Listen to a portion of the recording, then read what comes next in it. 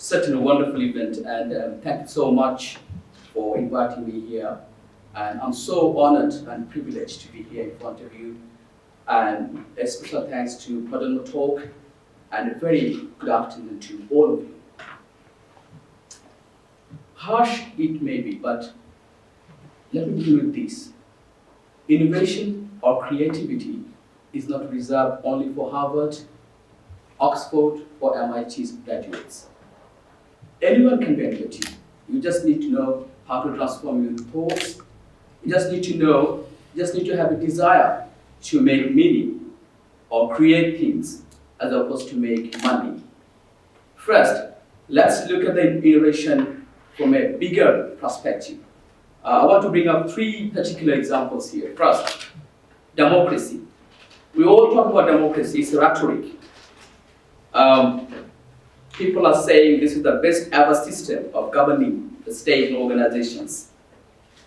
But is it impeccable? Does it go without flaws or faults? Let's look at the examples. Say you are very much enthusiastic about environment protection. So you voted a particular party X. Why? Because you found that that party in their manifesto clearly says they will be protecting the greeneries and the woodlands if they ever won the election. You voted them, and finally they won. They formed the government. 2 years down the line, this party now is trying to construct a building in a protected greenland areas, woodland areas. What can you do? Nothing. Literally nothing you can do. So you voted the MP, and the MPs are now turning you down, and they are not legally bound to follow your wishes in the parliament. So democracy isn't really working here, is it? Here comes the crisis, and every crisis comes with innovation. So in the parliament before the last one at Westminster, MPs approved a scheme whereby if more than 100,000 people sign an online petition, MPs would consider holding a debate in the parliament. So you can see the innovation. That means you don't need to really wait for 5 good years to raise your voice. You can get your voice heard in a second. That's called innovation in the public sphere. Let's look at the judiciary. The case of R versus R, a famous case. Let me give you the brief facts of this particular case. Difficulties in the conjugal life, it happened every now and then. The wife deserted the matrimonial home, and then she went to her parents' place. She then consulted with a solicitor for divorce petition, but she didn't yet actually file a divorce petition. In the meantime, in an evening, the husband rushed to the particular places. He forced himself into the property, and then he tried to have intercourse with the wife without her consent. Now, when the case went to the court, there was a problem because common law fiction says a husband cannot rape his wife.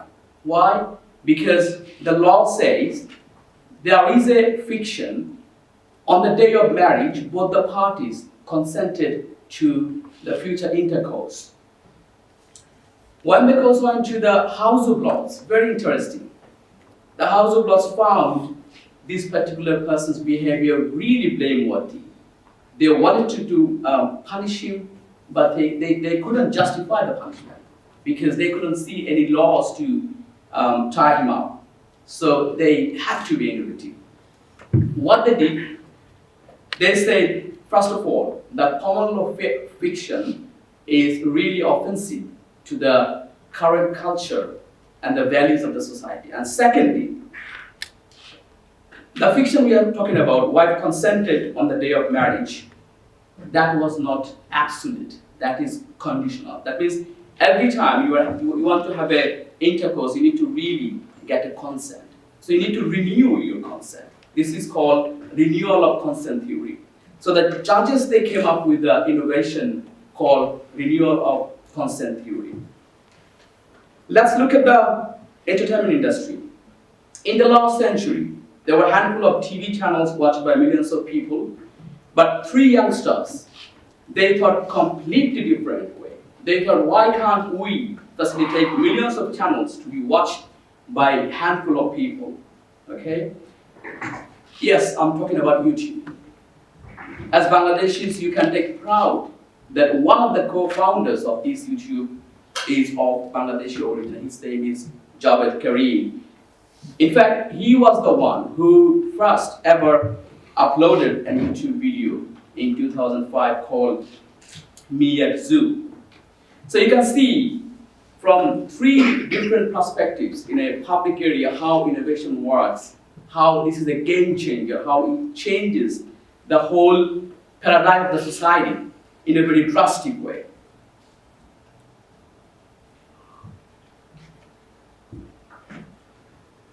Now, where does innovative ideas come from? As you can see, it comes from past experiences and necessity. The old saying, necessity is the mother of all invention, has its charm even today.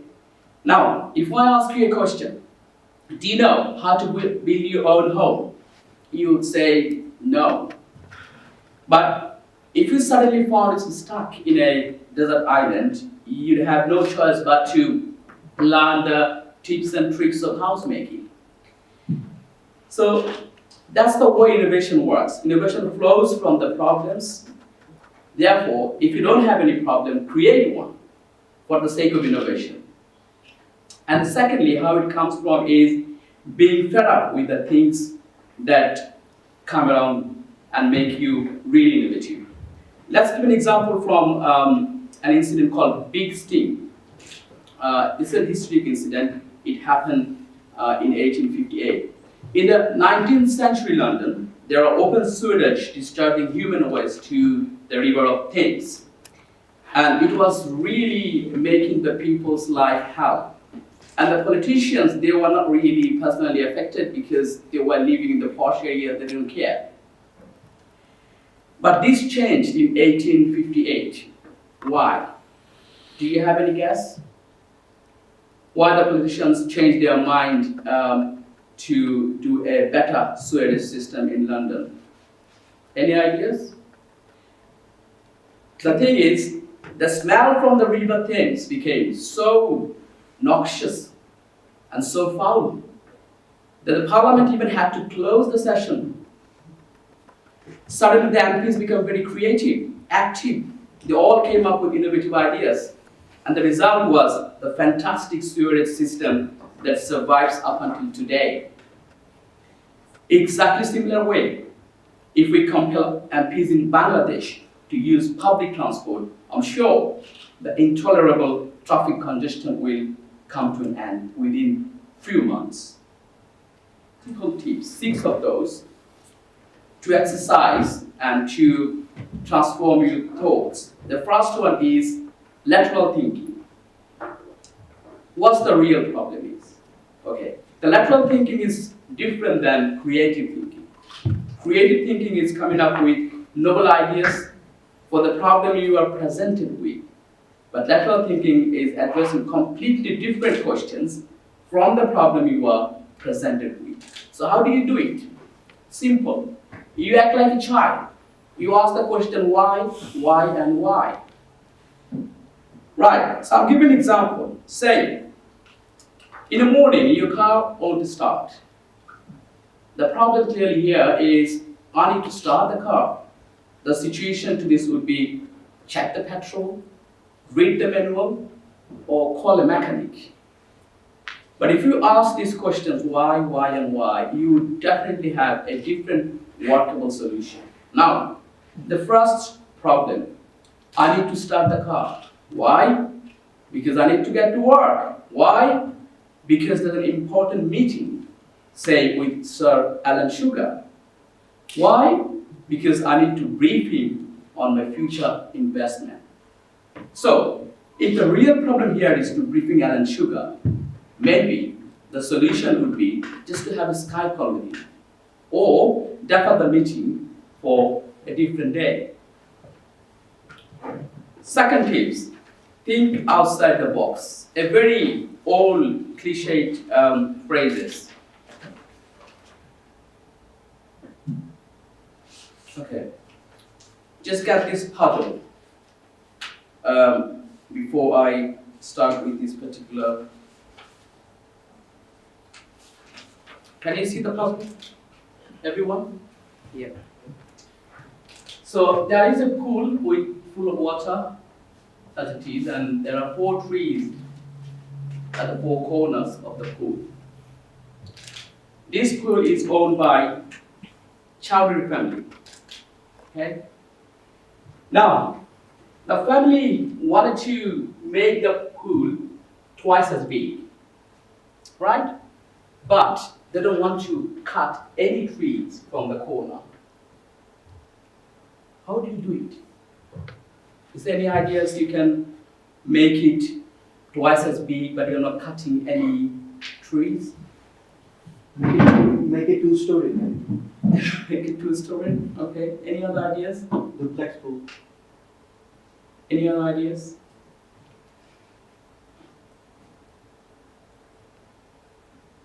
So you are making it double, keeping it square, and not cutting any trees. Right, let's look at this. Can you see? It's double, it's square, and we haven't really cut any trees. So that's called thinking outside the box, thinking in a very different way than every other people. Thirdly, starting from the end. If you start with a real complex situation, why don't you just reframe your thought and start from the very end? Quite useful tips. So, for example, you really can't solve a problem. So imagine you finally have resolved it. Okay? Now ask yourself, what was the final step that you took? And the one before that, and the one before that, and the one before that. By tracking back to the beginning, you would really find out the way towards the solution. Tips number 4, organizing your ideas, what we call spider diagram. Okay? If you got a problem, the technique here is to start by putting the central theme in the middle of the page. And then you will have your subheading when you branch them off to legs. Because in real life, spider might have 6 legs, but you can have as many as hundreds legs. So no worries about that, just feel free. Number 5, useful destruction. One other thing, before going to that particular part, let me just give you one very useful piece of information or advice I was going to say. Try to record all your ideas in a way that suits you, okay? Because ideas can pop in a very bizarre and different ways, inconvenient places and time. For example, you are driving, idea came up, popping in your mind. You are having a sleepless night, 4 o'clock in the morning, you are having that ideas. So you're really in an inconvenient place and time. You can't bother to record those, but try to record every and each idea that you have that popped in your mind. That will give you really a better food in future. Now, I was talking about the useful distraction. The Scottish psychiatrist scholar once said, importance are the 3 B's, the bus, the bar, and the bed. That's where the great discoveries are made. So indeed, to many innovators, distractions are very important because that gives you kind of a breathing space to understand the problem in a comprehensive way. For example, the inventor Thomas Edison, he liked to go fishing. He didn't go fishing for catching fish. He just went for fishing. to have time to refresh his mind and memory and to have distract in a very useful way. But one piece of warning, before you distract yourself, try to implant the ideas in your subconscious mind. That will give you better fruits in resolving problems. The last bit, number 6, opposite techniques, the reverse gear ideas. This technique might sometimes seem very stupid, but looking at completely different ways, you'll be surprised that you'll come up with a very unique solution. Example, the original idea is you drive to the store or restaurants, and the opposite idea is the restaurant or the store will come to you. And what's the resulting innovation? Any ideas? Just Eat, home deliveries? Can you see? The original idea was I drive the car. And the opposite idea is the car drives me. What's the innovation? Google's self-driving car is coming soon. And the original idea was you make yourself available for a TV program. The opposite is TV program would make itself available for you. What's the innovation? BBC iPlayer. So it's always a good idea to think opposite way. That might give you a very surprising result. Thank you so much for listening to my boring lecture. And I'm afraid I couldn't really give you a very comprehensive way of talk due to time constraint. But hopefully, in a future lecture, I'll be more equipped with time and resources to give you more output. Thank you so much. Thank you all.